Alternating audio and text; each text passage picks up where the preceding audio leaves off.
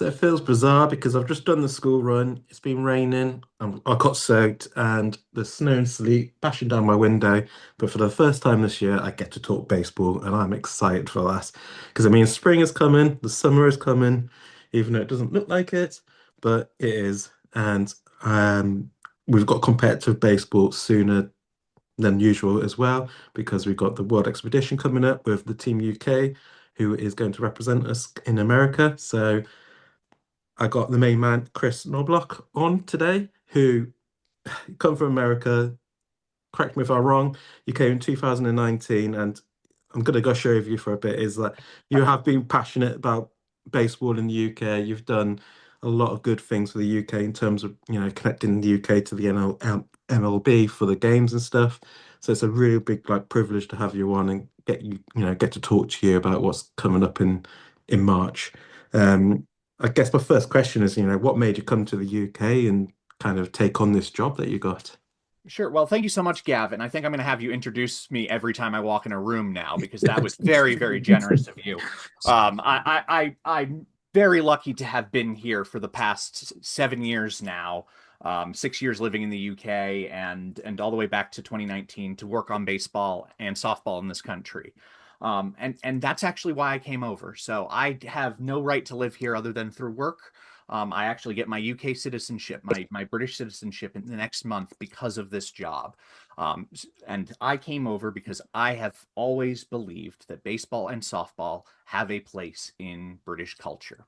We look at the history of the first recorded game of baseball back in 1749 and the reference in 1746 in a little pretty pocketbook. Baseball is part of British culture. It just happened to evolve into something different, into rounders and to cricket. But that bat and ball sport, that idea of going out on your town green and having a catcher playing with a bat, a ball, and that is a universal and a shared cultural reference between us as Americans and the Brits. And certainly coming from Massachusetts, where I'm originally from, you feel that quite acutely in New England. So it's been an absolute joy over the past 7 years watching as baseball and softball have evolved in the country, to see how the London series has helped grow the visibility of the game, to see how the baseball leagues have developed and started to really emphasize youth. And everything is trending in the right direction. And it just happens that it's all trending in the right direction while we have these big fireworks moments with the World Baseball Classic. Yes, I mean, like let's fast forward when you first arrived. So you come 2019 to Mhm. now. What kind of improvements and developments have you seen? Because obviously the under 23s have just won the European Championships, which tells me that something's working in the background. Sure. What have you seen that's been like a massive improvement? So obviously we had COVID, and that was a big sea change. And what that did for baseball in the United Kingdom in particular, it dropped our participation numbers down, as it did for almost every sport. But at the same time, it gave us an opportunity with the national teams to really take a look at what it would take to get them into the Olympics, and almost a clean sheet. Okay, what is it going to take if baseball and softball are added back? So we have had a lot of grassroots development. There's been a lot of professionalization of baseball within this country. Now, that doesn't mean that people who work 9 to 5 are taking over from volunteers. Not at all. What it means is that the volunteers who run baseball and softball in this country now need a level of support that can't be provided by other volunteers. That's a good thing. And it doesn't feel like a good thing all the time. And I very much understand that because it feels like volunteers are losing a little bit of control. And I completely understand that. But what it means is that we've become too big for this to be a part-time gig. And that's a really exciting moment because that's kind of the next step. That's what happened to the Netherlands in about 2008, 2009, when they had their World Baseball Classic moment and upset the Dominican. So are in the same boat as they were roughly about 20 years ago, but we have a lot more advantages because of that Major League Baseball connection. So we have that focal point. The London series has been here. I would expect it to come back as well at some point. I know we don't have it this year. So that's all going well. Back in 2022, Gary Anderson was hired as our performance director at Baseball Softball UK, and that's when we really got stuck in with the national teams. Before then, Baseball Softball UK mostly did the domestic and grassroots stuff, really worked on Farnham Park, the National Complex. but that was when we took this first step into the Olympic performance program. In Gary's tenure since 2022, we've only won a silver medal, qualified for the World Baseball Classic, won a game at the World Baseball Classic, won a U23 gold medal. That's in 3 years. And that is spectacular. And I haven't mentioned the softball medals, which is 3 consecutive medals in Europe and World Cup placements twice. All of that is a spectacular rise. And we have done this at the fringes of what we would be able to do if we were fully an Olympic program. We are within the Olympic funding. I want to be very clear about that, but we're not part of Team GB until we actually qualify, and that qualification was just announced a couple days ago. I was about to say weeks, it was a couple days ago, with the Premier 12 for baseball and with the qualification events for softball. So we're now figuring out what that path will be, but it's really exciting, and I do think, and particularly in Britain, having the Olympics as that pinnacle, and this is to take nothing away from the World Cup and the World Baseball Classic, but the Olympics matter more over here than they do in the United States. And to have the Olympics, particularly in the United States, where we're going to have baseball and softball in the biggest possible venue, we have a great opportunity to go, you can get there from here, and here's what it looks like. And that's really exciting. Yeah, I mean, I've witnessed it where the sport is definitely getting bigger. Obviously, the NFL's kind of dominated kind of the American sports, I'd say, in terms of fandom. But there's definitely more conversations about who they're following on baseball and stuff like that. You know, TNT show in the UK and stuff. Mm-hmm. It's interesting you bring up the London series because it is one of my questions. Because Sure. why do you think they've kind of it's gone a bit stale in terms of getting games over here? Because it's been that's 2 years on the trot now, and this might be a bit long-winded, but I actually thought there was like some momentum building there because you know you had the Cubs, my Cubs playing, and then you Mm-hmm. had the Phillies and Mets playing. And honestly, like I've been to NFL events in London because they played 3 games a year. Da, da, da, da, da. The baseball events were the most fun, the best experiences. The things they were doing in Trafalgar Square was just Mm. class. It was, you know, you had it was suitable for families. You know, families were there. You had the hardcore Phillies and New York fans who were very passionate, so they were there just for business, but you know, they were enjoying themselves. And you know, going to the stadium, it was just such a unique experience because I'll be sitting next to a guy who was from New York, you know, doing the old traditional writing down the stats whilst watching the game. And then there's a guy behind me who's never been to a game but was enjoying Mm-hmm. it. So my question is, why do you think the MLB has kind of just not kind of gone down the path like the NFL has and kind of just gone, right, let's consistently have a game there? Sure, I think it's a very good question, and it's a complicated one. So I'll try and break it down as best as I can. And what I do want to say is this is my view of the situation. This is not an official position by Yeah. any means, but I'm more than happy to break it down as I see it. So I completely agree with what you're talking about with the London series and that environment, and particularly you. I know you were at the 2019 series. The environment around that 2019 series was really, really, really special. The first London series, the buzz having the Red Sox and the Yankees, the fact that it had never been done before, that was really special. And there's nothing anyone could have done to prevent COVID from interrupting that. So I fully appreciate that that was a very special event and things changed afterwards. I think you have to look at it in the context of what Major League Baseball is trying to get out of it, then look at what we in Britain are trying to get out of it, and then try and meet in the middle. So the London series is never going to be a huge recruitment event for baseball in the United Kingdom. It's not going to get a lot of people playing. What we'll get is a lot of people interested in learning more, and then we have to do that next step of getting them playing. But it's really an entertainment event, and that's okay. An entertainment event is a great way to get that visibility and crucially sponsorship so that we can then fund those grassroots sports. So how we as British citizens, fans, baseball enthusiasts interact with the London series, we also have to figure out what's best for us, and that might be slightly different from what Major League Baseball is looking for. Now, Major League Baseball has put the London series as part of their MLB World Tour. Back in 2019, it was MLB London was the brand, and then it changed after COVID to the MLB World Tour. And what we found is that it's now one of a series of events rather than being its own special event, which is okay. But it's now in the same series as Japan and Mexico, and those Puerto Rico series have been so successful, just like the ones in London have. You mentioned the stuff around the London series, and that I think is a really great point because that was the stuff that I found the most engaging. Trafalgar Square was spectacular, but the times they did that was unbelievable, and the environment that they created around it was really, really special. And that for me is gives an idea of what opportunities we can do for further London series.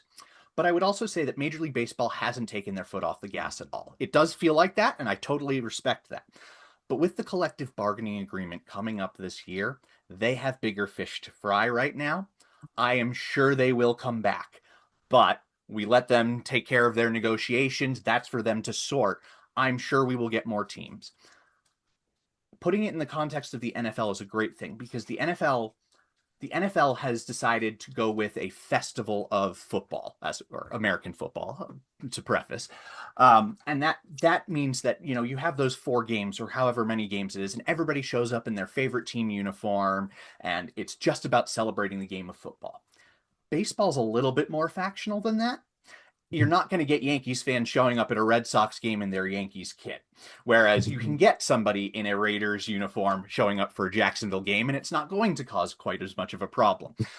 That said, I think MLB is learning from what the NFL has done, and particularly how the NFL has worked with BAFA, which is the British American Football Association, the grassroots association. I think there are a lot of lessons that we are starting to take on board with the MLB London Legacy program that will allow us to take advantage just like football has. And once this collective bargaining agreement is agreed, and we'll see what that says in terms of international games, I would expect it to be back to where it was in 2024 when we had the Mets and Phillies. And I very much enjoyed having the Cubs and Cardinals here. Don't get me wrong. My first game was at Wrigley. My family's from Chicago. I'm not going to say that. But in terms of having an audience to come over to London, it perhaps wasn't the best one because there are no direct flights from St. Louis. And Mhm. that's, if you look at that, that's just on that basis, it's going to be a little bit harder to get an even matching of fans. The Mhm. environment for Mets and Phillies, though, because it's all very easy to come over, was very special. Mhm. I also think the Cubs and Cardinals got a little bit in the letdown spot because they had the one right after the pandemic. So Mhm. everything was still a little bit modified. It was still a great weekend. Don't Mhm. get me wrong. But I think that Mets and Phillies and Red Sox Yankees environment is the one that they're really after. And that does take a little bit of an extra push. If that means they need a bigger runway to do it, we stand by and ready to help them when it's time to do it. But Major League Baseball will be back. Expect to see more of that filter down into the grassroots and more of that highlighting of what British baseball can be. But I think what you're talking about is dead set. That environment, that special feeling, that is what we as British baseball enthusiasts want to capture and show off to the world. And that's actually down to us to do, whether it's through a podcast, whether it's through the social media stuff that I'm doing, whether it's through a national team or domestic, that we can control. And that's my job in everything I do, is to show off what we want the world to see out of British baseball. 100%. Exciting times. I mean, let's talk about Great Britain then, because obviously we've got a very, very big tournament coming up. Yes, World Expedition. I'm excited. Obviously, I'm going to talk about Chisholm in a bit, but I yeah, want to kind of focus on Ford because he is someone that does come up quite a bit. He's obviously one of the guys who is one of the top prospects in the game. mhm. Um, what is your ambition for him? Like, not in terms of just for us, but in terms of his career in the professional leagues. How far do you think he can go? Sure. Well, I will fully say this as the PR guy, and while I have been a director of baseball operations in the past, I am very much not Harry Ford's director of baseball operations. That said, Harry is 20, 22, 23 years old. He's just been traded to the Washington Nationals and has this opportunity to become their starting catcher at this young age. But more so, Harry is the most visible player we have ever had for Great Britain baseball. And that is no disrespect to those who have come before him, but he has been that focal point. I mean, back in 2023, I didn't see anybody else have primary schools run assemblies in their honor, but Harry got that. So that's a pretty clear sign that what Harry has in his personality and how he carries himself resonates really well in Britain. And he's a special player. You know, in all of my time, I've known Harry since he's been part of the program. Fortunately, he was actually recruited by Brad Marcelino. Which is a funny story, but he has been one of the most respectful, one of the most grounded superstar players I've ever worked with. And you know, I don't know if he thinks he's a superstar. He is, but I don't know if he is truly aware of his impact. But he is one of the most humble and respectful, workmanlike guys you'll ever go through. The way he handles the pitching staff is unbelievable. He has, 10-year major league vets who want to throw to him, who love working with him. He is a special player, and I'm really excited that he's now fully on the East Coast because it means we don't have to watch him at 3 o'clock in the morning. It is only somewhat ironic that our national team player plays for a team called the Nationals now, but we'll leave that to the side. But really, I think Harry Ford and this is not to put pressure on him, but Harry Ford has the opportunity to really impact baseball in Britain in a way that few other players have. And I think particularly his family connection to Britain, the fact that when he did his first availability for the Washington Nationals, he was sitting in his family's house in Oxford, was a great sign of just how much this matters to him. Um, I've actually, over the past couple of days, had the opportunity to speak a little bit to his management team, and I know he's going to be doing some interviews coming up and everything. I'm really excited to get him in front of a camera and to make him a bit more of that focal point for Great Britain, because if there's anyone that we wanted to elevate and show off to the next generation of players, it is Harry Ford. And when you look at how selfless he is, that even goes into what he did for Great Britain back in 2023. So obviously he played in the World Baseball Classic. I'm not going to pretend that is going to be a big hardship to go play in the World Baseball Classic, but he didn't need to come play in the European Championships. Players of his caliber don't do that, and he wanted to do that. And it made a huge difference. We won that silver medal, and yeah, we had a tough game against Spain at the end, but he was the best player in that tournament, and he did it because he wanted to play European baseball and represent Great Britain in Europe.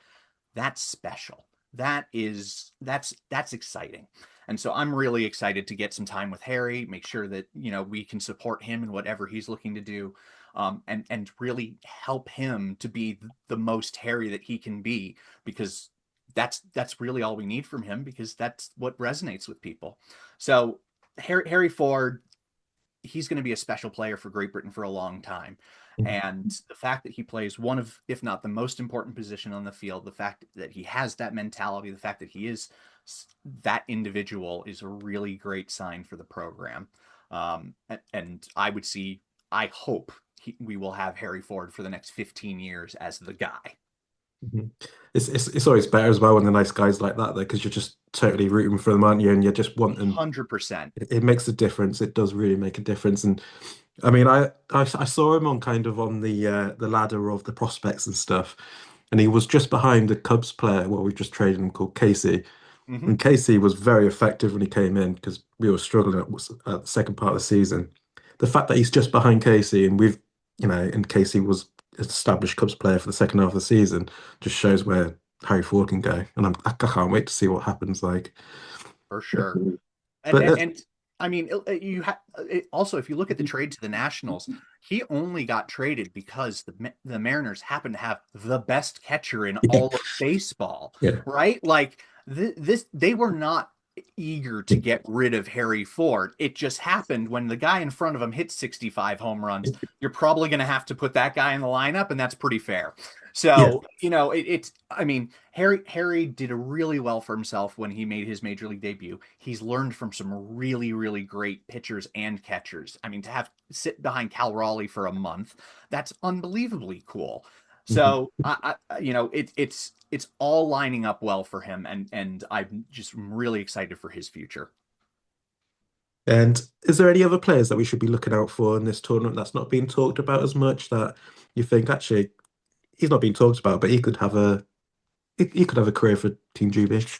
So I'm really excited to see Christian Robinson play for Great Britain. So he is he was the number one prospect for the Arizona Diamondbacks back before COVID, and if you look him up online, you'll see Mhm. he had some pretty interesting struggles with mental health back during the pandemic, and he's gotten through them. And you know, as somebody who is pretty vocal advocate around mental health, to see somebody who's gone through that low and to come back and to put himself in a position to succeed again, that's a great story.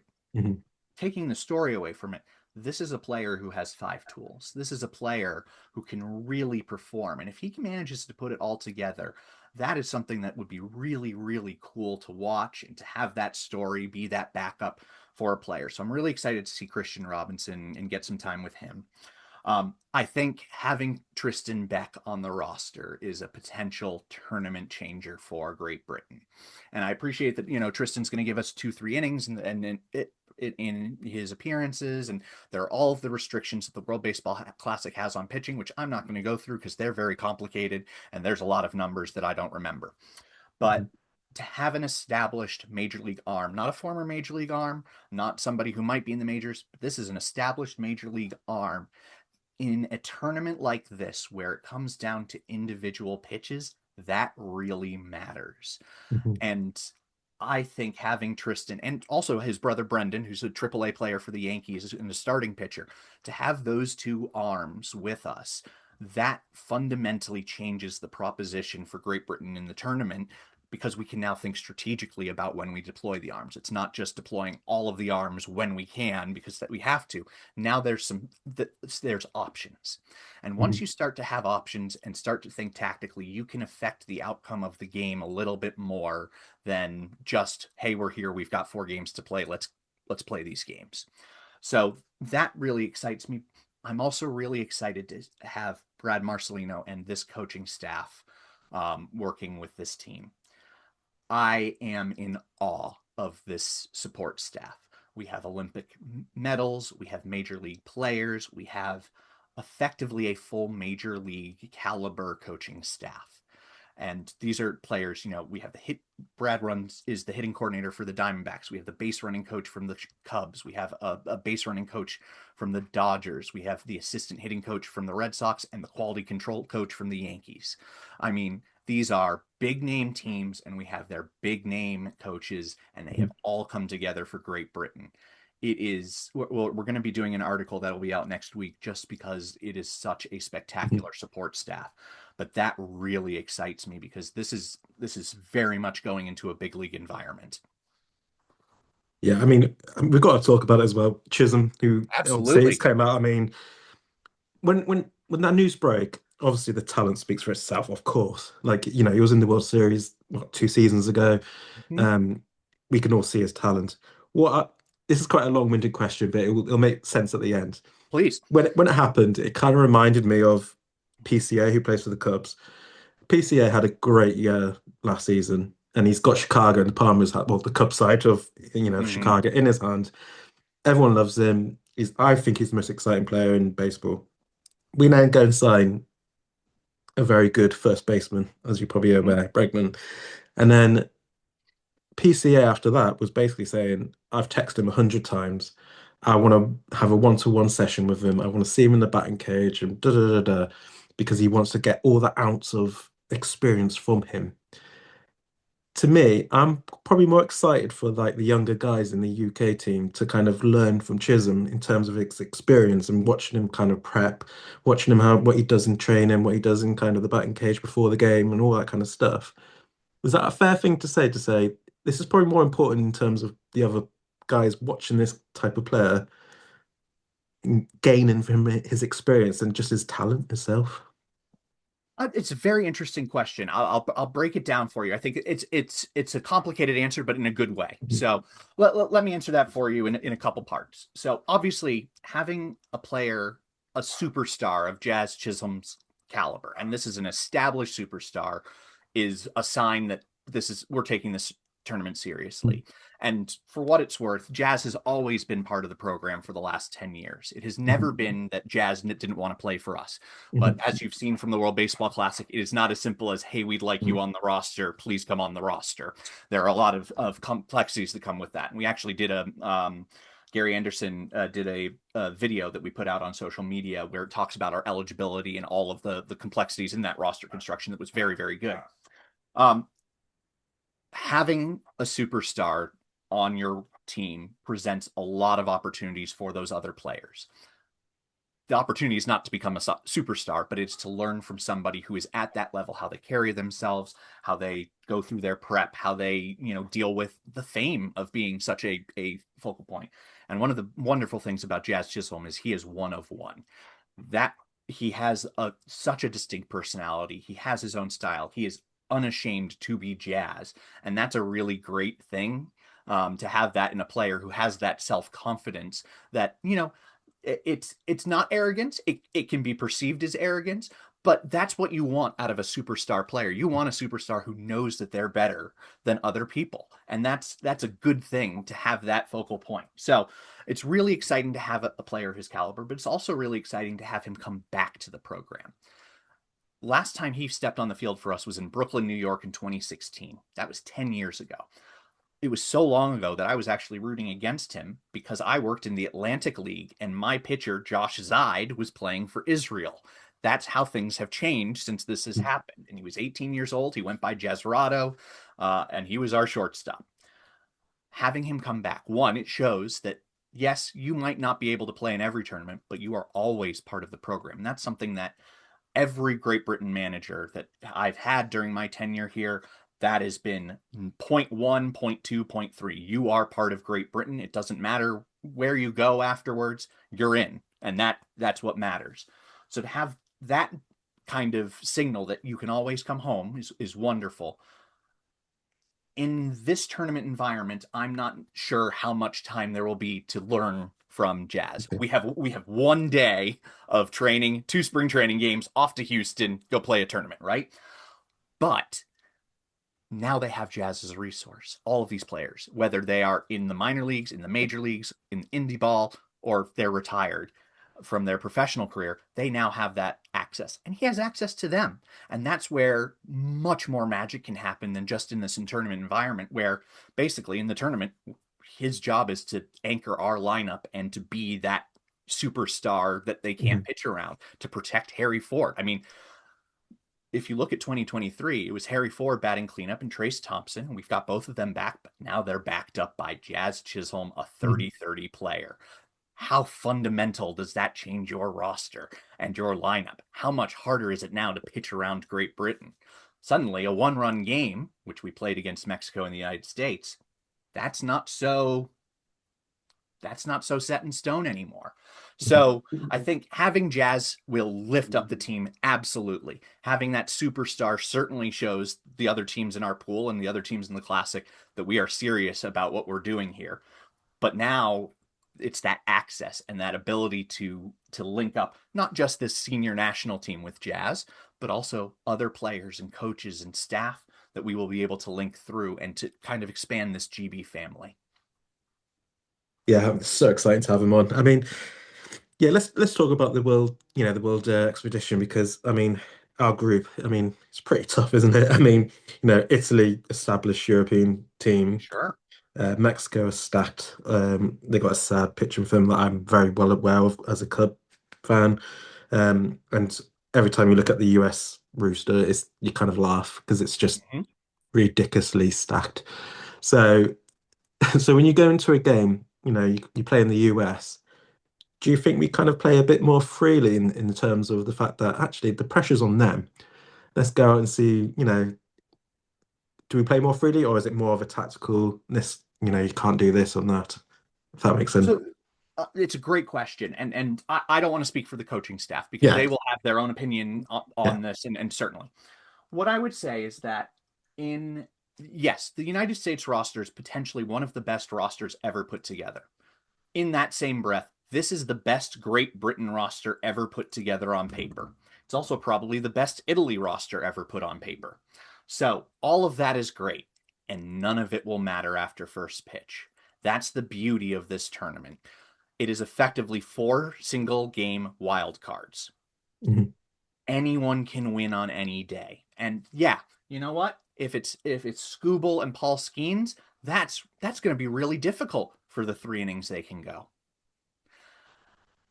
Yes, there is some talent, and I'm not going to pretend that we don't have a talent gap between the Great Britain roster and, let's say, a Mexico or a United States at this point. They are much bigger, more established federations. They have a much larger pool of players to draw on. They have a professional league to draw on. Both of them do. So that makes total sense. But what I am saying is that anyone can win one game. And I would just keep that in mind. So if we look at the 4 games, if I'm happy to go through each of them. I think the Yep. Mexico Great Britain game, and we will have some news about some watch parties coming out on Monday about Okay. that will be running around the country for that game. But Mexico Great Britain for me, that was a 1-run game in the last game that Great Britain played in the Classic. To kick off our Classic, the first game in Houston, that game really excites me. Mhm. I hope people tune in. I'm not going to make any guarantees. Mhm. I still think winning that game would be a challenge, but I think that game's going to be really exciting. The next day we have the United States in prime time in the U.S., so it's 8 o'clock Eastern, about 1 o'clock in the morning here in the U.K. I think that'll be a great game. No idea what the U.S. is going to do. They could throw Scooble, they could throw Skeens, they could throw one of their other guys, Matthew Boyd, who is Yeah. a Cub. No idea what they're going to do, but I think that'll be a great game. And again, we led the U.S. last time. Trace Thompson Mhm. hit that home run. That was the first home run out of the pool. So don't forget, we Mhm. can take the lead against the United States. All bets are off. Italy and Great Britain is going to be an excellent game. I'm really Mhm. excited for that. So it's going to be Sunday at 5 o'clock UK time. Italy's put together quite a good roster, and it's about half homegrown, half from their major league talent. Of course, the first time Great Britain ever beat Italy was back in 2023 on a Harry Ford home run at the European Championships. Mike Piazza was the manager at the time. So now it's Francesco Cervelli. That's going to be a great game. I think those, I wouldn't want to say who has an advantage on roster wise, but that's going to be a great game. I'm really excited for that. And then we cap off with Brazil, Great Britain. That's on Monday. That'll be 5 o'clock GB time. Brazil has a bit of a tough time with their roster losing Bo Bichette, Mhm. but that certainly is an important game for Great Britain. And particularly, as Gary said in our interview series, the idea is to do one better than last time. So last time Great Britain wins a game, we requalify automatically. If our plan is to do one better, and that's not to say we have to win a certain number of games, but that would look at us winning 2 games, and that would potentially Mhm. be within this pool. So I wouldn't want to give a record. I wouldn't want to say we're going to make a quarterfinal or semifinal. But what I would say is that I know every game here can be competitive. It's not like, there's a worry necessarily of what happened with Canada last time, which can freely Mhm. happen where there's a run rule game. And sometimes in a play like this, there's an advantage to being run ruled Mhm. if you're losing already. I don't think that's going to happen. I think we're going to see 4 very competitive, very close games. I think there could be some surprises. I would not be shocked if we play an extra game in Houston in a quarterfinal. I mean, I was excited before, but okay, let's go. Um, I mean, when I was first like getting into it, I mean, I was thinking, right, because obviously I follow the Cubs, I'm used to like late nights, and especially when they play in LA and it's like 3 o'clock in the morning, all that kind of thing. But like you said, the Mexico game, 6 p.m. UK time. US is 1 a.m., but that's a Saturday night, so that's workable. Mm-hmm. Italy, 5 p.m., Brazil, 5 p.m. So they're really good times actually. And We got very, very so, lucky this time in yeah, terms of broadcast times. I know that they haven't announced the broadcaster yet here in the UK, but it will be widely available. okay. And what I can also tell you is that we have been in touch with the BBC and they will be Oh, taking highlights from the games. So hopefully we will have Great Britain baseball on BBC Sport. that'd be amazing. I mean, obviously I know because I've got a subscription for MLB because of the Cubs, but so you said there's a watch party Mexico, is that what you said? Yes. So Potentially. we haven't announced them yet. They will be announced on Okay, right. Monday. Um, But we will be running a series of community-led watch parties around the United Kingdom. So back in Cool. 2023, we ran 5 watch parties, one in Cardiff, Edinburgh, London, Manchester, and Bristol. This time, what we've done is we've partnered with Baseball Outlet, who's one of our sponsors at Baseball Softball UK, a longtime partner. And they are sending out party in a box kits to teams who can host parties at their local. So we're going to use Okay. them as recruitment events as well for these local teams. So I know Exeter's hosting one. There will be one up in Manchester. There's one going to be up in Glasgow. So really excited to have these community focused parties all around that Mexico game. And I mean, do I really have to convince everybody to go to the pub at 6 o'clock on a Friday? Not written. I think that'll be a relatively easy sell. Yeah, I mean, so like before even the tournament starts, we play the Brewers and the Padres, don't we, in the Yes. warm-up games. And I know like it's spring ball and those teams are kind of more just kind of preparing for this brutal season that is the professional league there. However, that is a good test for us as well still because this they're two good teams, two playoff teams.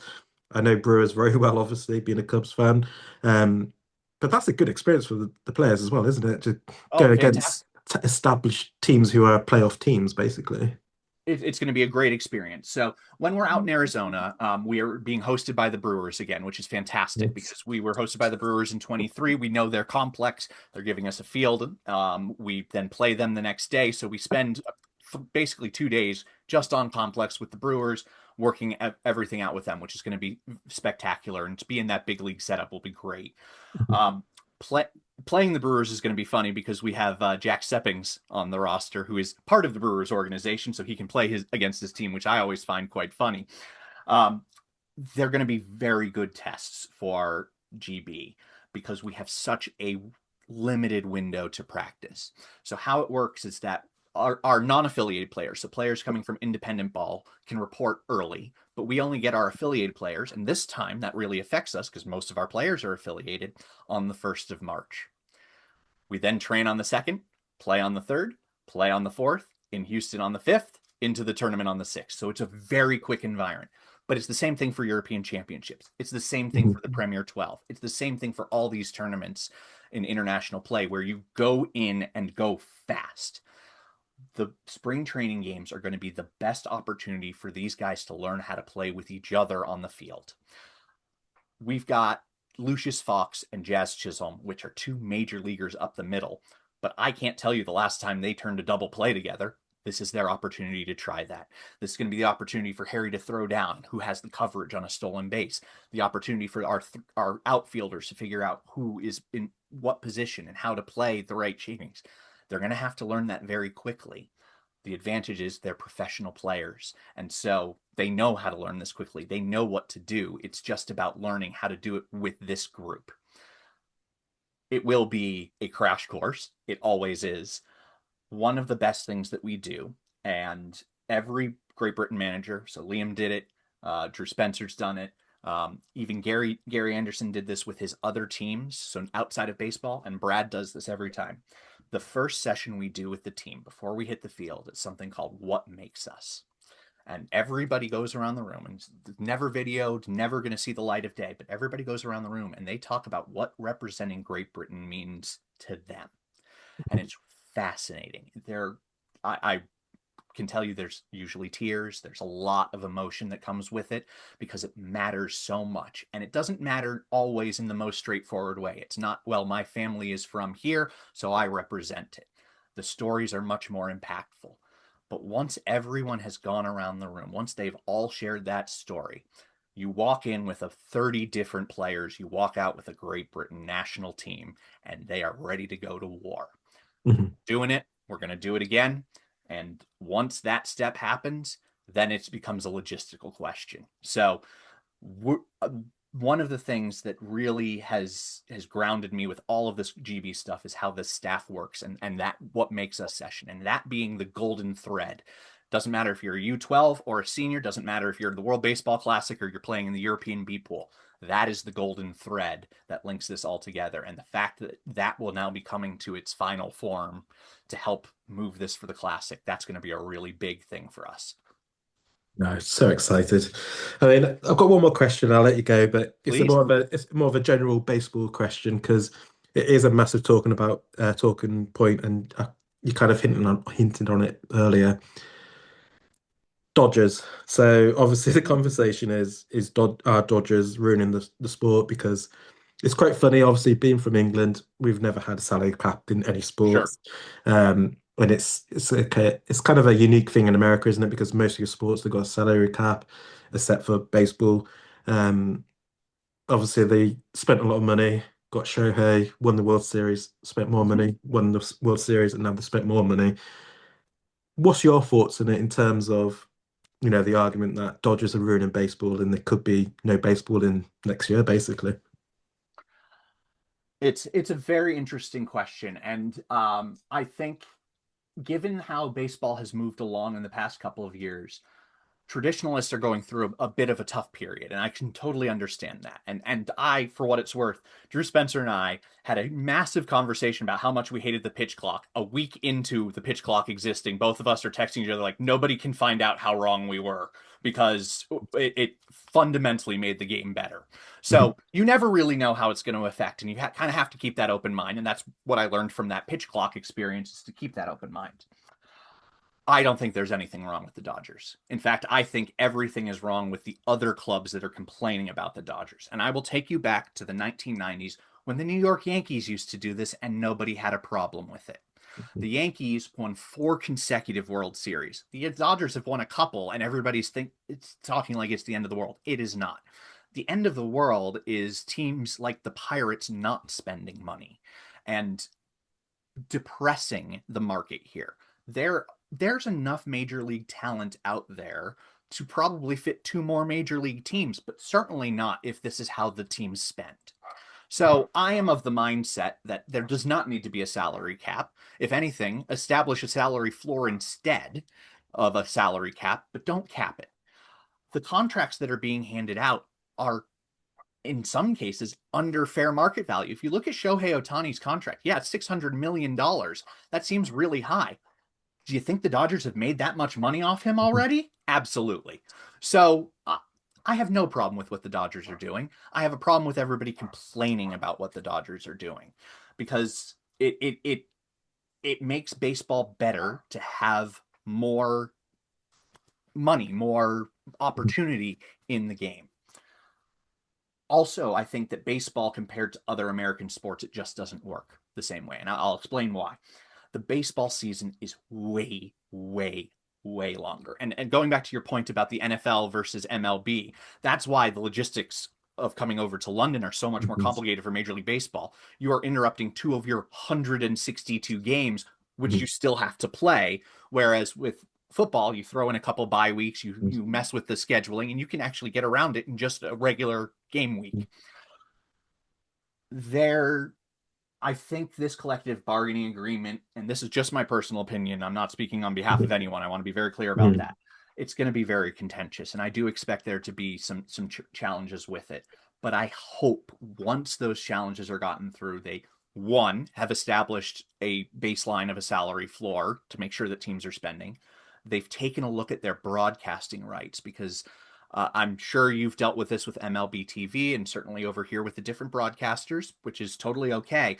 It's complicated, but it's also complicated. And from what I understand, there's money being left on the table. And if they had that Mhm. money coming in for revenue sharing, then you have more money to spend. So I'd love to see that resolved. And I would also love them to put into the collective bargaining agreement what their international schedule will be. It doesn't have to be dates, but we're going to go to London 5 times over the next 5 years, or we're going to go to London, Paris, New York, blah, blah, blah, whatever it is. I'd love to see that in the collective bargaining agreement because that gives us the ability over here to turn around and go, Major League Baseball is going to be here. Who would like to sponsor our events? Who would like to sponsor baseball and softball in this country? So that's where we can create opportunity from that. But in terms of the Dodgers and the discourse about who is ruining baseball, more money should be spent on talent. That's Mhm. always, I can't hit a 99-mile-an-hour fastball. If you can, let me know and I'll sign you to a contract. But more power to the people who can. And, I it's not the fault of the athletes that owners don't want to pay them what they're worth. So I am of the mindset that people should be paid their fair market value. I'm of the mindset that baseball should spend the money on players, and that, when it comes down to it, the more money that is spent on talent, the better product you will have on the field, and the more money it makes for everybody, including filtering all the way down to England and how we can get some sponsors for some grassroots sport. No, I 100% agree with you because I think when you brought up the Pirates, I think that was a really valid point because we played the Pirates, they're in the same division as the Cubs a Sure. lot, and it's you do feel bad for the fans because their pitching is unbelievable, and you don't feel like they don't even you need to do that much really to be a bit competitive there, but they just refuse to spend money. You got the best pitcher in baseball, in Skeens, in my opinion. But even the other pitchers, I mean, they were losing games by just like 1 or 2 runs or something like that. But Mm, they just don't spend the money, and then half empty stadiums all the time in that gorgeous stadium. It's just sure. you feel And I, bad I for mean, them. I picked on the Pirates here, and you're right. They have a gorgeous stadium. Mhm, Pittsburgh, for what it's worth, is one of the best downtown mhm, setups in all of the U.S. So it's a great setup. I picked them just because they've been in the news. mhm, When I was growing up, the Rays were always the team, and up until this year, when they finally have announced the new ballpark and have started moving in that direction, that was always the team that was like, "What are we doing here in mhm, the AL East?" Because of course I'm from Boston, and that was the mhm, team. Um, I would love to get back to where things were about the late 90s in terms of how teams would spend and construct their rosters. And that was a time where the Yankees were really, really dominant. But the Red Sox went, okay, fine, we're going to push them this year. And back in 1999, that was one of the best playoff series of all time. Even though the Red Sox got destroyed in it, mhm, the fact that they made the conscious effort to go, we're going to go match them, that made the entire summer mhm, so much more fun. If you have an opponent that it doesn't feel the team that is fully competitive, and growing up for me that was the Baltimore Orioles. So my dad had season tickets for the Red Sox. That meant you got 19 Orioles games, right?